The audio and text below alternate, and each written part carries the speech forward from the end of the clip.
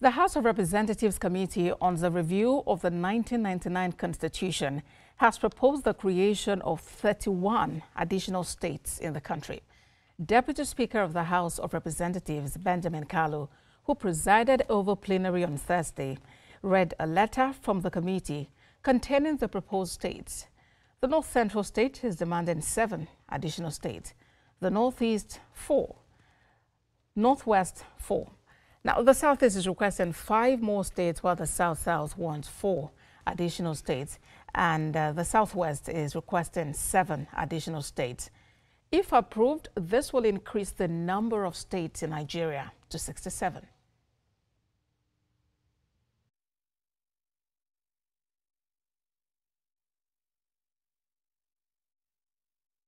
In the accordance with Section 8.3 of the Constitution, the outcome of the votes of the state houses of assembly, the referendum must be forwarded to the National Assembly for further legislative action. In the accordance with Section...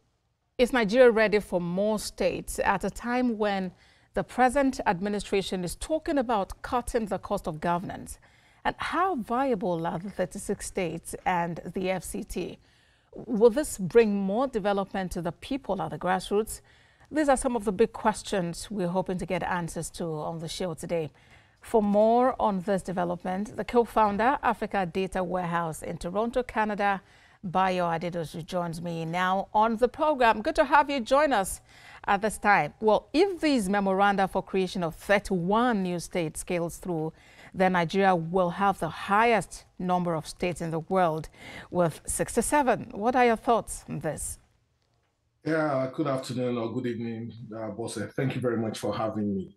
Let me first state that it is within the constitutional provision and powers of the National Assembly, particularly the House of Representatives, to initiate state creation. That is under the Section 8 of the Nigerian Constitution. It is within their power to initiate the process. But the process of initiating the creation of new states is not foolproof. One of the conditions that is required for a state to be created, for a new state to be created, is to check the economic viability of such creation of such new states. And I want to believe that this idea of creating new states by the House of Representatives, it amounts to legislative recklessness. I would have believed as a Nigerian citizen that we have more than enough states in Nigeria. A number of the states as we currently have them are moribund, are not productive, are not economically viable. Just the other day, some states were up in arms with the executive over tax reform that ordinarily will get them to perform better, will get them to be more productive. We have many areas that the National Assembly, nay, the House of Representatives should focus on. The major thing that I would have expected the National Assembly to focus on is how to strengthen the existing laws for productivity and accountability. And in saying that, we have the local government autonomy as legislated on by, not legislated on, as adjudicated on by the Supreme Court. I would have expected that the National Assembly, starting from the House of Representatives, will work on a framework that will ensure that local government chairmen are held accountable and dividends of democracy actually trickle down to the people within the locality. But that is not the case. Let me quickly run us through one of the dangers of this reckless idea. One, by this idea, new senatorial districts will be created for each of the new states. Nigerians are clamoring for a reduction in the cost of governance, but the House of Representatives are so disconnected from the Nigerian people, from the aspirations of the Nigerian people that Mr. they are Adedosu, supposed to be representing. Yes, Mr. Adedosu, if I may quickly butt in, you know, what the House conducted some kind of groundwork, reach out to their constituents, talk to people, but not to use state creation as a political tool.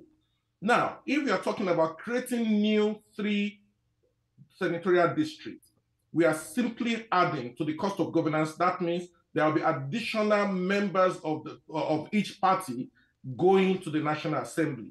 We are just trying to build something on top of nothing. That is totally unnecessary. And at the same time, we have some states where they only have 20 local governments. It simply means when you balkanize such states to create additional states, you will create more local government. I hear you, Mr. Adedoshu. If I may quickly button, Mr. Adedoshu, are you able to hear me? And expanding the cost of governance. All right. So I was going to say that, what the Deputy Speaker of the House, who is actually the chairman of the Constitution Review Committee, Benjamin Kalu, mentioned that these are memoranda. So perhaps it might not be totally, the fact that it's the lawmakers themselves who presented this to the National Assembly. It might just have been from their constituents, as it were. But we'll talk more about that and what your thoughts really are. Are you totally against the idea of state creation, or are you concerned particularly about the number of states being proposed in addition to the 36 we already have? We'll take a quick break. When we come back, the conversation continues. Please stay with us.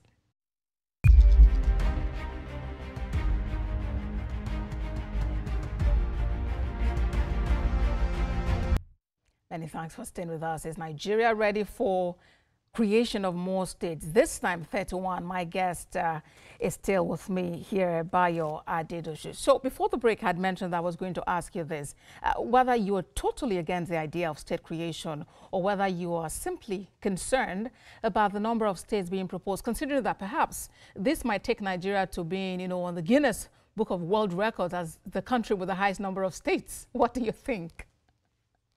Let me put it this way. If Nigeria will be achieving anything in the Guinness Book of Records, it should be for development that cut across geopolitical zones. I am roundly against the creation of more states. We have many states that are not economically viable as the structure is right now. The National Assembly should try to focus its energy on how to make the other tiers of government, the state government and the local government, to be more functional, to be more productive, to see how the enabling laws can help them to look inwards and do things that will actually put Nigeria in the Guinness Book of Records for development. All right. Many Nigerians like myself also hold the belief that was on Thursday yesterday that the Deputy Speaker of the House of Reps, Benjamin Kalu, did mention the fact that the House had before it 31 memoranda to create additional states, and it spread across different geopolitical zones. The Southwest is actually requesting the most number of states, requesting 7. That's closely followed by the North Central, which is seeking 6 additional states.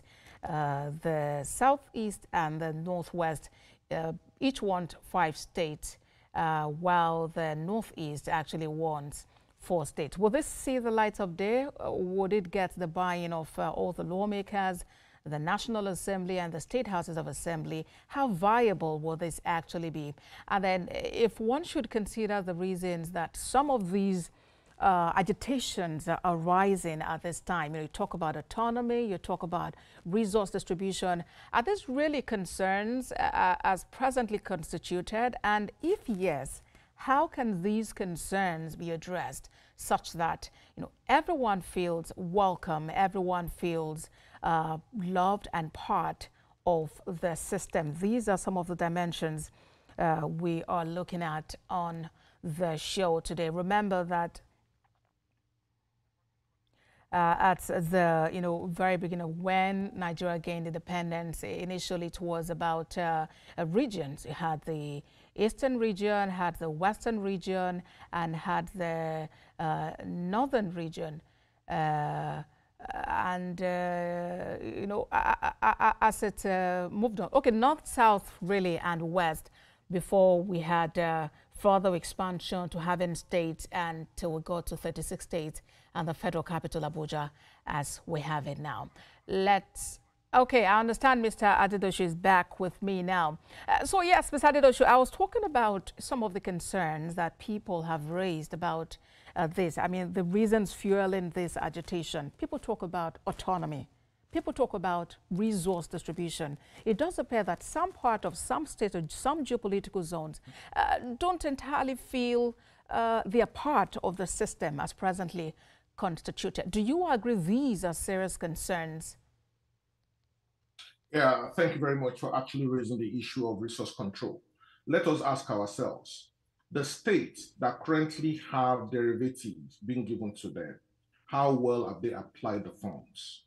Let us go back since when some oil-producing states have been receiving 13% derivative funds. What kind of development have they brought to their people? Let's look at Delta states. Can we see the impact of such funds? Let's look at Ondo State. Can we see the development that the money has been applied to? So that is a non-starter. That does not even come in at all. We are only trying to enrich some people. The issue of resource control is not going to be addressed by state creation. It's only going to be addressed when we create and strengthen institutions, existing institutions, to work accordingly and be able to hold people accountable for the resources they have. Unfortunately, as the system is constituted today as a federation, the governors are now accountable to the president. So they are at will to apply the funds that come to their state anyhow. And we are now saying you want to create additional states, and the new governors also will be able to apply such funds the way they wish? No, it does not add up in any way. So that is not an excuse that anybody should come up with. What the current setup, what are they doing with the funds? No accountability, no meaningful development anywhere. That is not part of it. And when we're talking about autonomy, we already have local government autonomy. There is the judicial autonomy. So what kind of autonomy exactly are they saying? Are the states not autonomous? The states are autonomous because they are not accountable to anybody other than to the houses of assembly, their state houses of assembly. Unfortunately, the state houses of assembly are tied to the apron strings of their governors, who are more like emperors. When we look at it and we're talking about the viability of this idea, how many states are currently viable within the Southwest? Let's take Lagos State, let's take Ogun State, and let's take partially Oyo State. What about the other ones? Are they viable? Without the federal allocation monthly, can they survive? What is their internally generated IGR? How will the internally generated IGR be enhanced simply by creating new states? These are things people need to look at. We should be more creative. We should not just come up with ideas that even a child will look at and look at, oh, did you really think this true? That is what I see. And we are also trying to go the way of ethnic division, ethnic divide, because it simply means we are trying to create ethnic nationalities along state lines, because a number of minority groups in states are simply trying to say, we want our state. We want self-determination. It is another way of asking for self-determination. The law should be emboldened, should be enhanced. All these ideas, all the excuses they've given so far, they are not adding up. And I don't see how they can add up. They should give us the breakdown. I hear you. Mr. Adedosu, you might think that these ideas are not adding up. But if these individuals, come to the table and they explain to you what the experiences have been, it could be different from the way you perceive it. So what do you think can be done to actually assuage these agitations, to actually help them feel that they are part of the system and the system is working for them? Now, it's good we're actually having this conversation. And why did I say it's good we're having this conversation? This particular government is addressing many ills of the past. Just recently, the federal government approved a university in Southern Kaduna. That is part of addressing inequalities, because the so-called agitation is born out of perceived inequality and inequalities, as it were. Now, look at Ogoniland. There are projects going on in Ogoniland. When the federal government and the state government actually have more presence in all the local government areas of the federation, all these agitations will come to naught. And again, now the local government chairman will begin to receive funds directly from the central bank. That is autonomy for them. And now we can now monitor how they apply these funds. So the so-called inequality, how many people even know their local government chairman? Everybody thinks the central government, the federal government is so powerful that the federal government can just yank off a state government or instruct a state government to do certain things or tell the local government to do certain things. That is not the way a federation is set up. Nigeria has 3 tiers of government. We have 3 arms of government, and all are independent of each other. So when we're talking about agitations, inequalities, it comes from the locality, from the local government level. The local government administration should be the closest to the people. Now, you introduced me that I live in Canada. Yes, I live in Canada. But the thing is, I have more direct relationship with my mayor, who is the chairman of my area. I have more direct relationship with him than the premier, who is like the state governor, who is like the governor of Ontario. So everything that relates to me actually comes from the mayor of my city, not the state, not the province. And that is what we are asking, that our laws should be strengthened to ensure that local government administration is enhanced. The federal government has done its own with local government autonomy. So the issue of autonomy, inequality does not even arise. Let people elect responsible people into government, into local government administration, and be able to hold them accountable. Nigerians don't hold their local government and state government accountable. Everybody's focus is on the federal government. The federal government's responsibility mainly is to make policy and ensure compliance with rules and regulations of the land. It is the state governor that is the chief security officer of the state. It is let's even ask ourselves, what are the state governors doing? Mr. Denishu, you have just about 15 seconds to wrap up, please. 15 seconds. What are the state governors doing with their security votes? Development of any nation is not at the center. It is at the state and local government primarily. All right, then. The conversation is actually just starting. We'll wait to see how the committee in the House of Reps handles this, how it escalates to the Senate, and how the state houses of assembly respond to these memoranda. Co-founder Africa Data Warehouse in Toronto, Canada, Bayade Dojo, thank you very much for your time on the program. Thank you very much for having me. I mean, Nigeria succeed. That's a sincere hope. That's our program today. We thank you for watching. A repeat broadcast comes up midnight and at 6 a.m. I am Abosade Adeniro Aderemi. Enjoy the rest of your weekend.